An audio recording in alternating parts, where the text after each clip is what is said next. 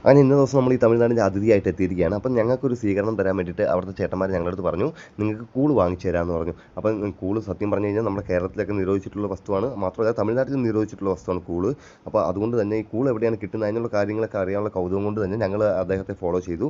ഞങ്ങൾ കുറച്ച് മുന്നോട്ട് പോയപ്പം അദ്ദേഹം ഒരു പെട്ടിക്കടയുടെ അടുത്തെത്തി. ആ പെട്ടിക്കടയിൽ നിന്ന് ഞങ്ങൾക്ക് 3 കൂള് വേണമെന്ന് ആവശ്യപ്പെട്ടു. അങ്ങനെ ആ ചേച്ചി വലിയൊരു പാത്രം തുറക്കുന്നുണ്ട്. ഞാൻ വിചാരിച്ചു ഇത്രയും വലിയ പാത്രത്തിലൊക്കെയാണ് കൂള് ഇട്ട് വെച്ചേക്കുന്നത് ഞാൻ വിചാരിച്ചു. അങ്ങനെ അവർ ഞങ്ങൾക്ക് വേണ്ടി എടുത്തു തന്ന കൂള് കണ്ട് സത്യം പറഞ്ഞു കഴിഞ്ഞാൽ ഞാൻ ഞെട്ടിപ്പോയി. ഈ കാണുന്നതാണ് ഇവിടുത്തെ കൂളെന്നറിയപ്പെടുന്ന പാനീയം.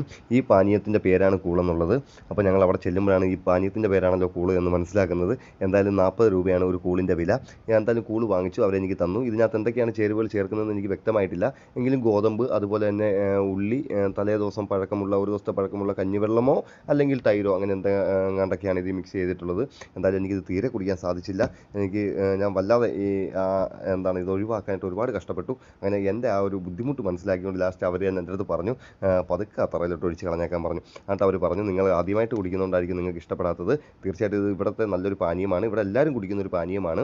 അതുപോലെ തന്നെ ഇത് വളരെ വേഗം തന്നെ അവിടെ നിന്ന് വിറ്റ് തീർന്ന് അവർ പോകുന്ന കാഴ്ച ഉടനെ എനിക്ക് അവിടെ നിന്നുകൊണ്ട് തന്നെ കാണാൻ സാധിച്ചു. അപ്പോൾ നിങ്ങൾ ആരെങ്കിലും ഒക്കെ തമിഴ്നാട്ടിലേക്ക് പോവുകയാണെങ്കിൽ തീർച്ചയായിട്ടും ഇതുപോലെ കൂള് കിട്ടുകയാണെന്നുണ്ടെങ്കിൽ നിങ്ങൾ വാങ്ങിച്ച് കുടിക്കാൻ ശ്രമിക്കുക. ചിലപ്പോൾ നിങ്ങൾക്ക് ഇഷ്ടപ്പെടാനുള്ള സാധ്യതയുണ്ട്. യാത്രയുടെ മുഴുവനായിട്ടുള്ള വീഡിയോ നമ്മുടെ ചാനലിൽ അപ്ലോഡ് ചെയ്തിട്ടുണ്ട്. നിങ്ങളെല്ലാവരും കാണാൻ ശ്രമിക്കണം. തീർച്ചയായിട്ടും സപ്പോർട്ട് ചെയ്യുക, കൂടെ ഉണ്ടാവുക. അപ്പോൾ എല്ലാവർക്കും തന്നെ സ്നേഹവും നന്ദി അറിയിക്കുകയാണ്. വീണ്ടും കാണാം.